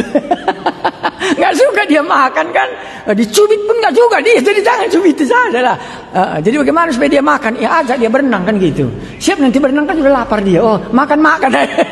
Ya itu tadi yang aku maksudkan tadi. Caranya itu Roh Kudus akan ajar gitu. Makanya selesai bulan depan mereka akan kukirim ke lapangan gitu. Ya, sekarang mereka kan di rumahnya ngabarkan Injil supaya bagaimana pekerjaan Roh Kudus tengah-tengah keluarga gitu. Baru kulihat ya berhasil dia gitu. Ngenati dibaca cakap corona. Jadi lah tergantung kepada kita. Tapi satu konsep orang Kristennya, mungkin ini yang terakhir. Tahukah artinya bagi keleng nanti dibaca dunia indah? Karena itu dikaruniakannya anak yang tunggal. Dikaruniakan anaknya yang tunggal. Kutukar kalimat itu. Allah yang aku punya, Allah yang berkorban. Kutukar kalimat. Allah yang ku kenal itu Allah yang berkorban. Cuma satu anaknya dikorbankannya untuk aku. Baru ku tantang dia, apa pengorbananmu sebagai orang Kristen? Di situ Roh Kudus bisa bekerja. Makanya tadi ibu bisa lihat gimana cara bapak ini ya. Kan salah satu itu pengorbanan. Bebel ke 40 makan siang 3 bulan berapa puluh juta itu habiskan. Satu bebel camp hampir 20. Untuk 1 bulan kami habiskan makan semua. Tapi waktu dia makan itu tahu kamu, Tuhan makan mereka semua itu makanan Tuhan itu. Bekerjalah Rohmu yang kudus. Makanya siap makan bagaimana? Baca Alkitab. Mari kita nyanyi. Karena sudah dikasih Tuhan dia. Jadi di situ Roh Allah itu berbicara. Karena nggak bisa kita membuat orang lahir kembali kalau tidak ada Roh Allah. Kalau diatur ya nanti jadi hukum Taurat lagi. Belum pernah satu pun sekolah teologi. Cuma satu sekolah teologi sekarang itu di Jawa. Itu uang kuliah tidak bayar. Tetapi semuanya masih yang tanggung. Uang kuliah tidak ada. Ini nanti di Singapura akan kuliah lagi. Kurasa mereka tidak ada satu pun yang bayar. Dosennya sendiri cari makan sendiri. Karena dosennya rata-rata adalah businessman, PhD. Jadi semua adalah pengorbanan. Jadi yang masuk nggak tahan karena Roh Allah berbicara. Akhirnya terjadilah pekerjaan Roh Allah. Ya akhirnya berlimpahlah dia gitu. Makanya kalau Yohanes 3 itu bagi aku orang Kristen itu pengorbanan.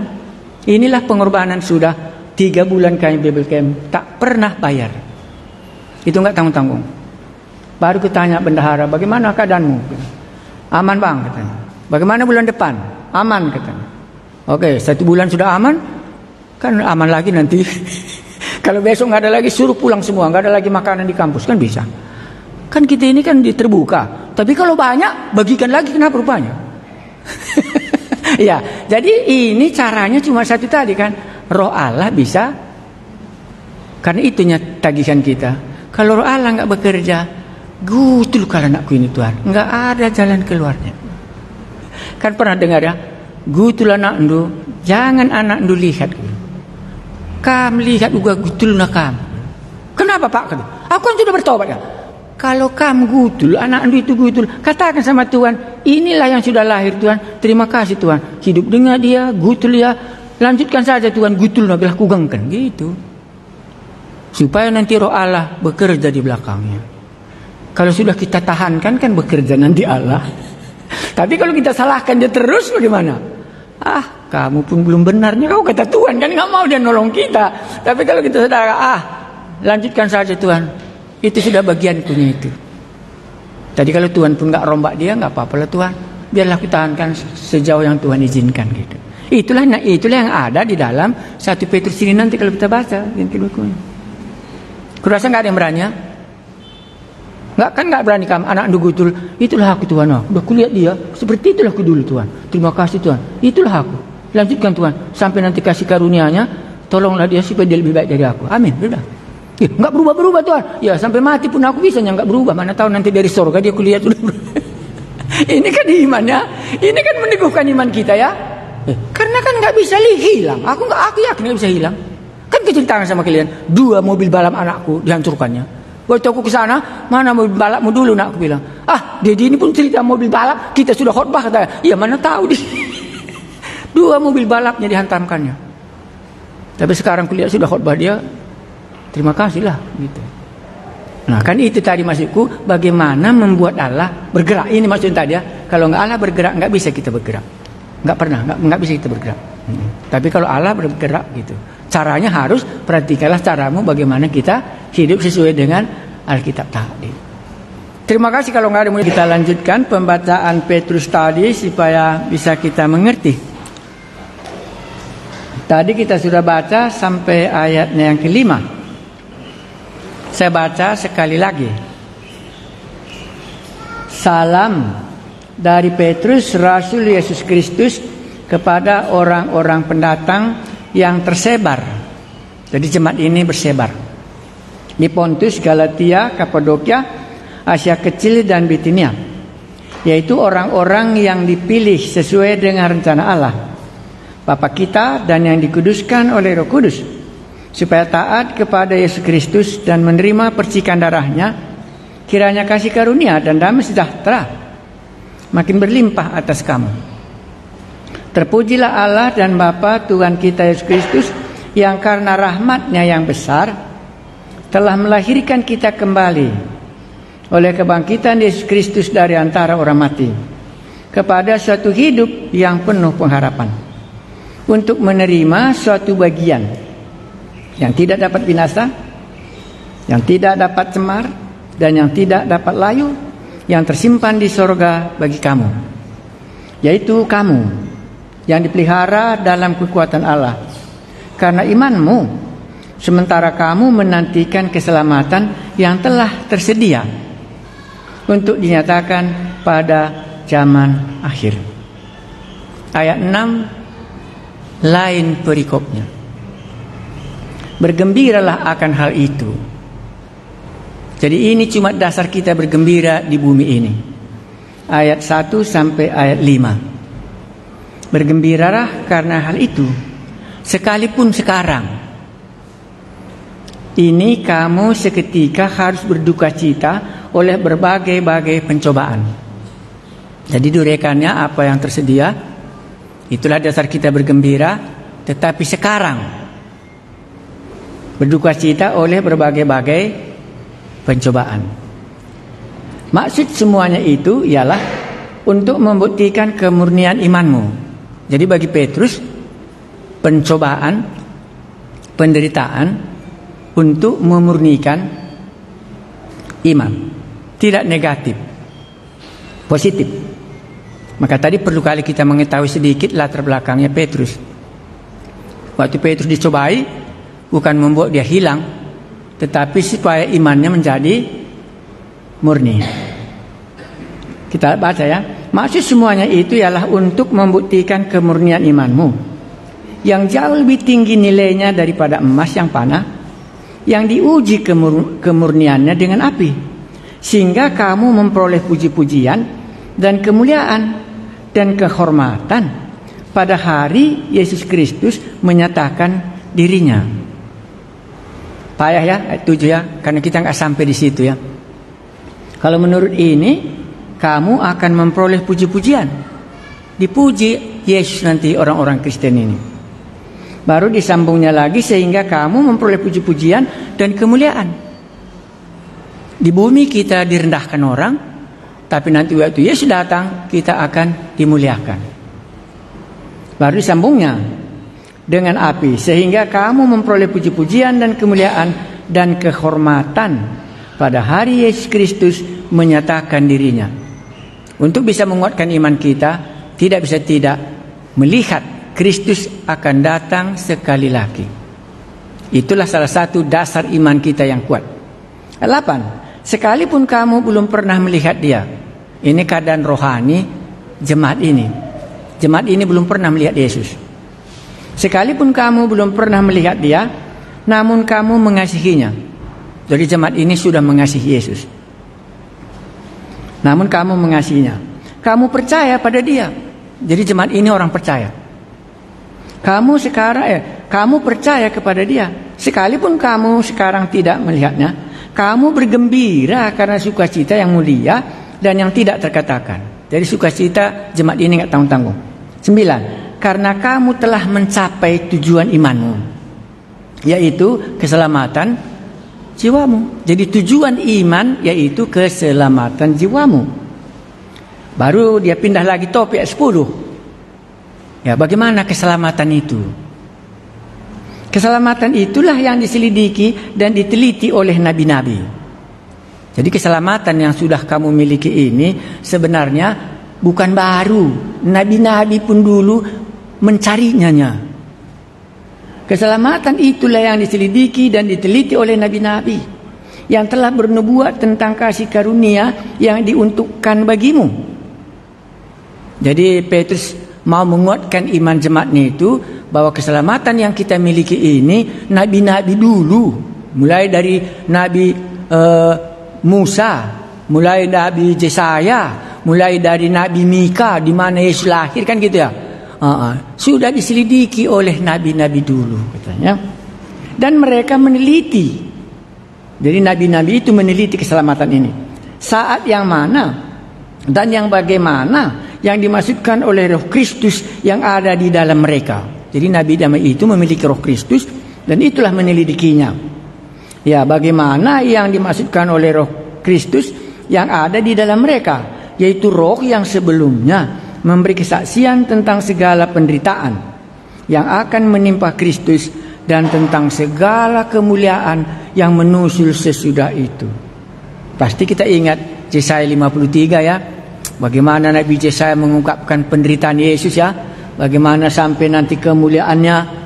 Bagaimana kitab Mazmur 22 mengenai penderitaan Yesus. Dan bagaimana kemuliaan Yesus di kemudian hari. Sudah diteliti oleh nabi-nabi itu.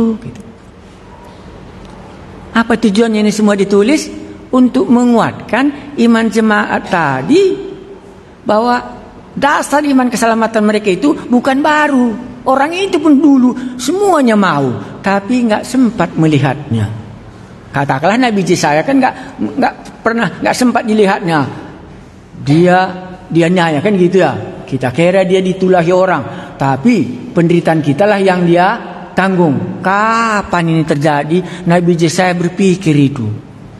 Dan sekarang sudah menjadi kenyataan. Itulah iman yang kamu miliki, di mana kamu telah sampai kepada keselamatan jiwamu. Begitu hebatnya kamu ini.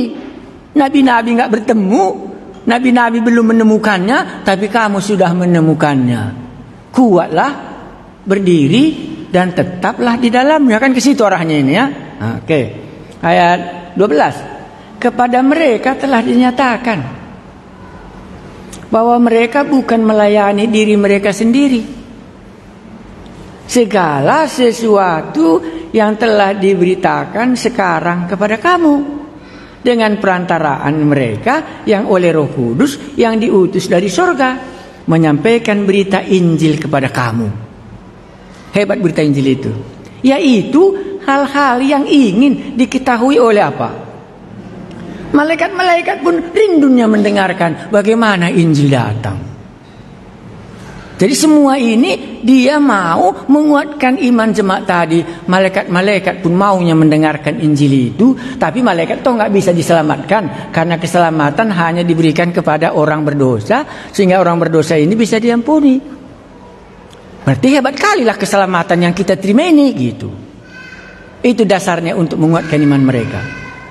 Hebat kali rupanya kalau gitu. Janganlah kita lepaskan ini kan gitu. Walaupun kamu belum melihatnya, tapi kamu sudah mengasihi dia gitu. Kita baca sedikit lagi supaya selesaikan aja pasal 1. Sebab itu katanya, siapkanlah akal budimu. Ya, karena kita ini kadang-kadang enggak terlalu ready kita mengenai imannya. Sebab itu siapkanlah akal budimu, waspadalah, dan letakkanlah pengharapanmu seluruhnya atas kasih karunia yang dianugerahkan kepadamu pada waktu penyataan Yesus Kristus. Sudah 3 kali menyatakan kedatangan Yesus, kedua kali. Ayat 13 ya. Iya. Ya, ayat berapa lagi tadi? Ayat 5. Ya. Jadi semua pengharapan mereka dibawa oleh Petrus melihat kedatangan Yesus kedua kali. Ayat 14. Hiduplah, ini sudah berubah. Hiduplah sebagai anak-anak yang taat dan jangan turuti hawa nafsu yang menguasai kamu pada waktu kebodohanmu. Ya, karena pengharapan hilang bisa berubah cara hidup kita. Saya ulangi. Kalau pengharapan akan Kristus datang kedua kali hilang, maka berubahlah cara hidup kita. Kembali hawa nafsu yang lama itu muncul. Kan gitu di sini. Hiduplah, ini kan perintah ya, sebagai anak-anak yang taat. Jadi di sini orang percaya itu anak-anak yang taat. Dan jangan turuti hawa nafsu yang menguasai kamu pada waktu kebodohanmu. Jadi kalau kita tidak taat, rupanya langsung kemana larinya? Ya, hawa nafsu kembali muncul. Jadi kalau di sini, kalau kita mau bahas sedikit bagaimana supaya hidup kudus, ya cuma satu jalannya, taat. Kalau nggak taat, pastilah keluar hawa nafsu yang menguasai kamu pada waktu kebodohanmu. Jadi kalau ada orang mengeluh tentang sifat lamanya bangkit, itu menunjukkan bahwa dia tidak ada yang tidak ditaatinya.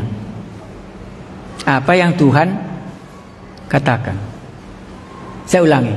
Kalau muncul tabiat kita yang lama, berarti bukan tabiat lama itu yang harus dimatikan. Ketaatanku inilah yang harus kurombak. Ya. Karena persyaratannya kita nggak lakukan, maka muncullah hawa nafsu, kebodohan yang dulu, sekarang sesudah kita menjadi anak-anak yang taat. Jadi ketaatan kita itunya harus dirapikan supaya bisa kembali kita mentaatinya dan nafsu yang lama itu tidak muncul lagi. Itu teorinya di sini dibuatnya. Sama dengan Petrus ya. Nah, makanya tadi enak kali kalau kita lihat, oh kapan Petrus nggak taat lagi, gitu ya. Ya. Berikutnya 15. Tetapi hendaklah kamu menjadi kudus di dalam seluruh hidupmu, sama seperti Dia yang kudus yang telah memanggil kamu. Sebab ada tertulis, kuduslah kamu, sebab aku kudus. Sulit ya? Bisanya kita kudus hidup di Indonesia ini? Pertanyaan besar ya. Can you survive life in Indonesia? Itulah yang ditanya orang setiap kali aku jumpa dengan mereka. Bagaimana kau bisa ngabarkan Injil? Bisakah kita hidup kudus? Inilah menjadi pertanyaan. Sebagai mahasiswa, bisakah kita hidup kudus? Sebagai gembala sidang, bisakah hidup kudus? Tidak berdosa? Pajak? NPWP? Beli barang dari luar negeri? Enggak bayar pajak kah? Bisakah aku kudus? Sebagai pengusaha, bisakah 1 kilo 10 on? Atau 1 kilo 8 on? Nah, inilah tantangannya, karena mereka ini hidup di daerah yang bukan Kristen. Ini kan tadi daerah Turki sekarang kita bilang ya, ini bukan daerah Palestina. Makanya diajarinya tentang kekudusan. Kalau di daerah Palestina ya haruslah kudus, karena memang undang-undang Allahnya kan berjalan di daerah Palestina. Ini kan dia di luar negara, maka dikatakan tadi orang yang merantau di tempat orang lain di mana undang-undang Taurat tidak berlaku. Nah, makanya menjadi renungan yang paling dalam di sini, bisakah aku kudus? Maka semua menjadi pergumulan ini ya, jawabnya apa? Ya mudah-mudahanlah Tuhan mengampuni kita. Tuhan taunya semua kelemahan kita. Wah, inilah hebatnya setan memakai falsafah itu. Akhirnya kita nggak pernah berani kudus. Tapi perintah, hendaklah kamu kudus sebagaimana aku kudus. Karena kalau kita pikir harus kudus maka ke surga, ya nggak bisa lah kan gitu ya. Ya. Nah sekarang apa tadi tujuan surat ini? Untuk menguatkan mereka. Waktu ku baca waktu ku baca pendapat-pendapat orang, kenapa Petrus menganjurkan kekudusan di sini? Karena pengharapan mereka akan Yesus datang kedua kali sudah nol. Jadi kalau di surga pun nggak dapat, biar di bumi saja yang didapat. Sehingga mereka memuaskan hawa nafsu sebelum mereka jadi orang Kristen, kembali mereka ke situ. Karena surga pun nggak dapat, dunia dapat. Nah itu merombak sifatnya yang tadi, yang sudah dia yakin anugerah Allah sama dia sudah mengasihi Tuhan. Tapi karena ajaran sesat mengatakan Yesus tidak datang lagi, itu ajaran sesat di sini. Yesus tidak datang lagi karena dia itu membuat iman mereka berubah sehingga mereka tidak hidup kudus lagi. Sekarang kita tidak hidup kudus karena nggak ada pengharapan kita akan ke surga. Ya, ke surga lah kan gitu ya. Tapi kalau kita yakin kita pergi ke pesta, ini ke pesta ku buat ya. Kalau kita berangkat dari rumah, adakah kita pakai sandal jepit pergi ke pesta? Ya, kenapa kita rapi kalau kita pergi ke pesta coba? Kenapa nggak pakai celana pendek aja? Karena itu pesta.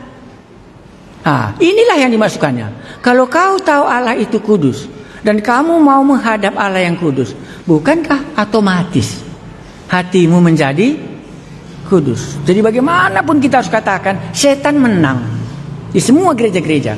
Tidak lagi mengkhotbahkan kekudusan karena mereka tidak pergi ke pesta.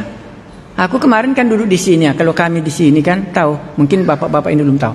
Kalau saya ke Medan, Tuhan, gereja ini dulu didirikan satu tujuannya, persinggahanku untuk pergi misi. Waktu aku duduk kemarin di situ, itulah kedoakan. Aku bersyukur gereja ini tempat persinggahanku pergi ke luar negeri, dekat ke lapangan udara. Kalau dari Kabanjahe Tuhan kan nggak mungkin gitu. Kulihatlah orang jalan gitu, ketuk panasnya matahari nggak tanggung gitu. Rapi dia jalan, wah kemana dia gitu? Pakai selendang, pakai rapi semua. Pasti dia pergi kemana? Ke pesta. Oh, kalau ke pesta panas penuh hari bagaimana? Ya pasti nggo arena penggur parik-parik apa bagaimana? Iya, tapi rapi dia gitu. Karena ada di dalam hatinya apa? Aku pergi ke pesta, maka dijaganya keseragaman sepatunya, bajunya, selendangnya, karena dia pergi kemana? Ya ke pesta. Tapi kalau dia mau pergi beli ke rumah parik bagaimana? Pakai sandal jepit pun nggak apa-apa kan gitu, pakai topi pun nggak apa-apa dia gitu. Jadi kesiapan hati umat ini sudah bubar. Kalau Yesus nggak datang lagi yang kedua kali, bagaimanapun hidup di bumi ini kan nggak ada lagi faedahnya. Jadi kalau kita nggak hidup kudus, bisa itu yang kita miliki. Baik, kita lanjutkan. Jadi kalau begitu kekudusan itu apa, Pak? Menguatkan dan meneguhkan iman kita bahwa kita pasti ke surga.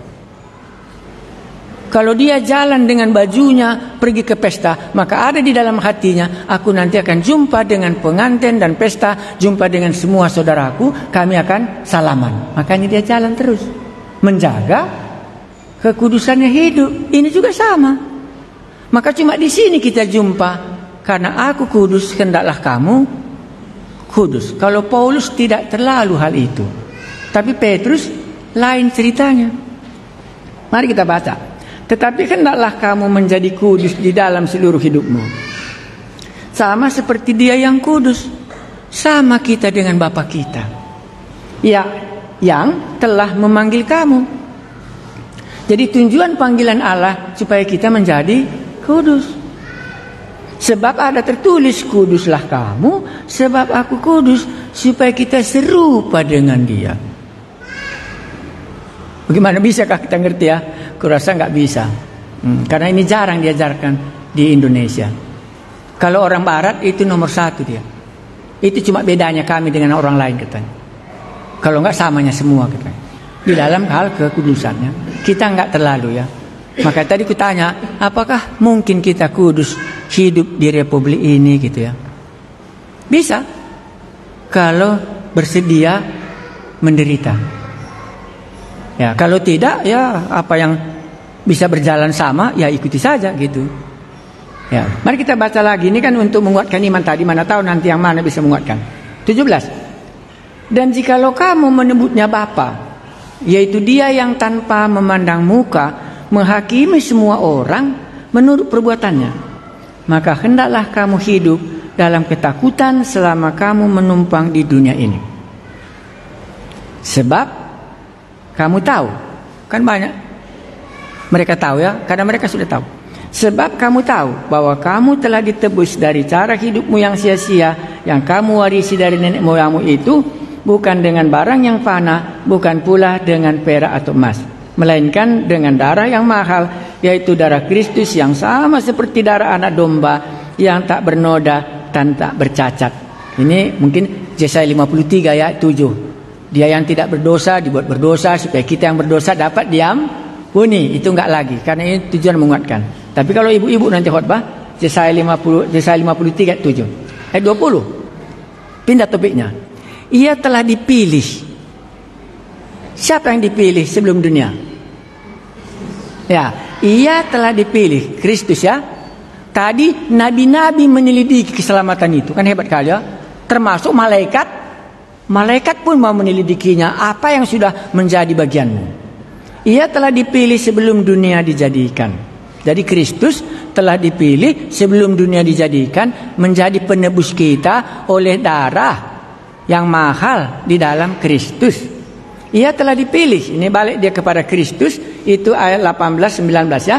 Ia telah dipilih. Dia mau menceritakan Yesus. Ia telah dipilih sebelum dunia dijadikan. Tetapi karena kamu baru menyatakan dirinya pada zaman akhir. Jadi kedatangan Yesus itu sudah zaman akhir. Oleh Dialah kamu percaya kepada Allah. Jadi bukan melalui Taurat. Melalui Yesus mereka bisa mengenal Allah. Yang telah membangkitkan Dia dari antara orang mati, dan yang telah memuliakannya, sehingga imanmu dan pengharapanmu tertuju kepada Allah. Gitu cara iman mereka pindah. 22. Karena kamu telah menyucikan dirimu. Berarti mereka ini kudus ya. Karena kamu telah menyucikan dirimu oleh ketaatan kepada kebenaran, sehingga kamu dapat mengamalkan kasih persaudaraan yang tulus ikhlas. Hendaklah kamu bersungguh-sungguh saling mengasihi dengan segenap hatimu. Ini ditambahkannya. Bagaimana ini sangkut pautnya dengan menguatkan iman? Kurasa benar ini. Ya.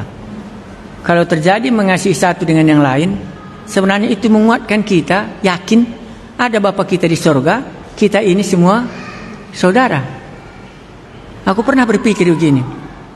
Kan baru kami ke Australia kan, memorial penguburan ya. Cuma beberapa orang lah ya yang datang dari Indonesia. Tapi kami salah satu hadir di situ. Baru dalam hatiku, kenapa aku datang kemari?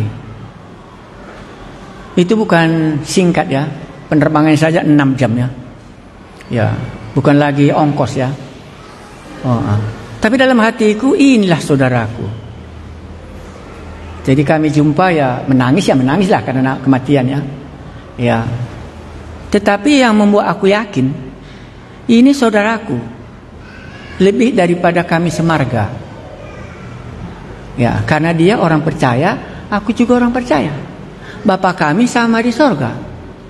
Dan tempat kami pun yang kami warisi sama juga di sorga. Marganya sama margaku sama. Itulah Roh Kudus sendiri. Penebusan kami menjadi saudara karena kematian Tuhan Yesus. Bukan karena darah dan bukan karena daging, tapi karena pengorbanan Tuhan Yesus. Jadi terasa dalam hatiku, aku mengasihi saudaraku ini pun mengasihi aku. Meneguhkan iman kami bersama bahwa memang sama-sama nanti kami akan ke surga. Rupanya kalau pergaulan kita hanya karena perkalimbubun, perkade-kadeen, orang tutur parsahu tahun, rupanya lemah iman kita. Saya ulangi pelan-pelan. Karena kami lihat terus saudara secara manusiawi, sama warisan di bumi, bisa membuat iman itu lemah. Makanya waktu kulihat memorial penguburan itu ya, begitu kami datang ya, begitu datang dari sana, semua orang tanya, siapa orang itu, kenapa dia datang? Ya karena kan mereka tahu kami dari sini datang untuk penguburan itu aja kan nggak sedikit ya, teman-teman kami nggak ada yang datang. Semua kami lewat nonton aja katanya ya. Kami enggak. Kalau nonton enggak nanti kasihku sampai kupikir. Aku datanglah. Mereka sudah tahu bahwa 3 hari sebelumnya aku sudah tiba. Ya. Ini juga sama. Jadi dengan mengasihi orang percaya itu, rupanya bisa menguatkan iman kita bahwa inilah nanti kawanku di surga. Ya. Makanya satu nasihatku bilang, karena terus sekali dia nangis ya. Waktu kami makan bersama, we have to pay, aku bilang, kami yang bayar ya, janganlah kau, aku bilang. Oke lah, gak apa-apa. Nangis dia terus waktu makan gitu. Jadi restoran itu heran kenapa orang ini gitu. Tapi sempat ku katakan satu kali, Yohanes 14, tahu kamu 14 ya, janganlah gelisah hatimu ya, tetapi percayalah kepada Bapa dan percayalah kepadaku. Gelisah di situ artinya tahu kamu, jangan beri kesempatan kepada iblis membuat kamu berduka cita. Baru kurenungkan, Petrus berduka cita karena dia menyangkal. Berduka cita kan, Petrus menangis ya. Judas Iskariot juga menangis. Tapi satu karena kuasa gelap dia gantung diri ya, Judas Iskariot ya. Tapi Petrus tidak, karena Tuhan sudah berdoa sama dia supaya duka citanya Petrus tadi tidak membuat dia mati. Tetapi Judas Iskariot karena diberikannya kesempatan kepada iblis, ya akhirnya dibawa iblis dia gantung diri. Jadi itu kukatakan waktu kami makan, bisa kita susah, tapi jangan berikan kesempatan kepada iblis. Komentar langsung anakku, aku sudah lama kali sama mereka, tapi nggak ada nasihatku gitu. Tapi kalau Dedi ini kuat imannya, maka kurasa sudah terhiburlah mereka dengan cara makan kita sekali itu. Ya, karena kan ya bisa banyak urutannya, bisa banyak pergumulan kita ya. Nah, makanya dengan mengasihi ya. Aku tidak tahu mana nanti Roh Kudus akan bicara sana. Dengan mengasihi orang percaya, tidakkah nanti itu menambah iman Anda bahwa inilah nanti saudaramu di surga? Atau Anda mengasihi saudara secara darah daging, dan terutama pula orang yang tidak percaya, bolehkah menguatkan iman Anda? Kalau di bumi pun itu saja yang kita kasihi, dan kita tidak mengasihi orang yang semarga dengan kita, Roh Kudus ada di dalam dia, bolehkah menguatkan iman kita? Dari mana nanti saudara Anda sampai di surga? Siapa nanti saudara keluarga Anda di surga coba? Karena ini baru kualamnya, karena bulan ini kan baru ya. Jadi bulan ini aku, oh Tuhan terima kasih, ngerti aku membaca Alkitab ini. Apa tadi katanya Alkitabnya itu? Kita lanjutkan, selesai. Karena kamu telah menyucikan dirimu oleh ketaatanmu kepada kebenaran, sehingga kamu dapat mengamalkan kasih persaudaraan yang tulus ikhlas. Hendaklah kamu bersungguh-sungguh saling mengasihi. Ada orang Kristen nggak pernah dikasihin satu orang pun orang Kristen. Jadi heran kali saya. Yang dikasihin siapa? Namburunya, adiknya, kakaknya, bapaknya, semua isi rumah. Orang Kristen nggak pernah dikasihin. Bagaimana dia bisa yakin bahwa dia akan ke surga? Karena ini semua keluarganya di bumi, maka itu juga nanti keluarganya di sana. Itulah dikatakan Paulus ini, ya Petrus di sini. Persaudaraan yang tulus ikhlas, hendaklah kamu bersungguh-sungguh saling mengasihi dengan segenap hatimu, karena kamu telah dilahirkan kembali. Diulang ya, 23. Paskah? Karena kamu telah dilahirkan kembali. Tadi dengan kebangkitan Yesus, ini dengan apa? Karena kamu telah dilahirkan kembali bukan dari benih yang fana, tetapi dari benih yang tidak fana, oleh firman Allah yang hidup dan yang kekal. Ini kuasa firman Tuhan membuat orang lahir kembali. Ayat 24, sebab semua yang hidup adalah seperti rumput. Kenapa Petrus menyinggung rumput? Paulus kok nggak pernah nyinggung ini? Karena dia ekonominya. Kan tadi dasar masuknya kan membandingkan harta, karena dia bisnismen. Jadi tetap dia membandingkan Injil ini dengan keberadaannya sendiri. Sebab semua yang hidup adalah seperti rumput, dan segala kemuliaannya seperti bunga rumput. Ikan yang banyak dan kemakmuran, rumputnya semua itu katanya. Rumput menjadi kering dan bunga menjadi gugur. Tetapi firman Tuhan tetap untuk selama-lamanya, dihargainya. Inilah firman yang disampaikan Injil kepada kamu. Kuat iman mereka, karena yang disampaikan kepadamu itu bukan rumput. Inilah firman Tuhan yang berharga sampai selama-lamanya. Makanya tadi kumulai Lukas pasal 5, latar belakangnya Simon Petrus sebagai orang bisnismen membandingkan Yesus dengan keberadaannya sebagai orang yang ahli ekonomi, sebagai bisnis. Sekarang dilihatnya rumput semua ini gitu. Supaya kita dapat melihatnya, oh kalau gitu benarlah Tuhan. Karena nanti waktu kita dibaca ke belakang, mereka ini menderita harta, dirampoki oleh orang lain. Sebagai orang Kristen, menderita dia. Jadi bagaimana menguatkannya? Dia harus membandingkan yang materi dengan keselamatan jiwa. Mari kita berdoa. Kami tidak tahu di mana akhirnya firman ini. Tapi kalau kami berdoa supaya Roh Kudus membawa kami kepada pengertian kesan kami terhadap Yesus itu siapa, dan bagaimana kami mengimaninya, sehingga iman kami dikuatkan dalam semua situasi hidup kami, bahwa firman-Mu itulah lebih berharga, dan kami dilahirkan kembali oleh firman-Mu. Itulah maka kami membagikan firman-Mu dari hari ke hari, dan baru kami perjamuan kudus. Itulah firman yang hidup, yang menjadi manusia. Dan ada firman yang kami dengar, itulah dari kuping kami, sehingga boleh kami dilahirkan kembali, masuk ke dalam pengharapan yang benar, bahwa kebangkitan adalah ujung semua hidup kami, sehingga kami memandangnya dan iman kami diteguhkan dalam semua situasi hidup kami. Kami berdoa supaya Roh Kudus sendirilah yang memajukannya kebenaran-Mu ini. Kalaulah boleh Tuhan, pilihlah dari antara kami ini punya karunia untuk mengabarkan Injil, supaya keluarlah dari kemurahannya ini orang yang pergi mengabarkan Injil, karena karunia-Nya Tuhan berikan sehingga dia kuat. Terima kasih Tuhan, kuatkanlah iman kami sesudah kami mendengar apa yang dibuat oleh Petrus, menguatkan anggota jemaatnya yang tersebar dan yang dalam penderitaan.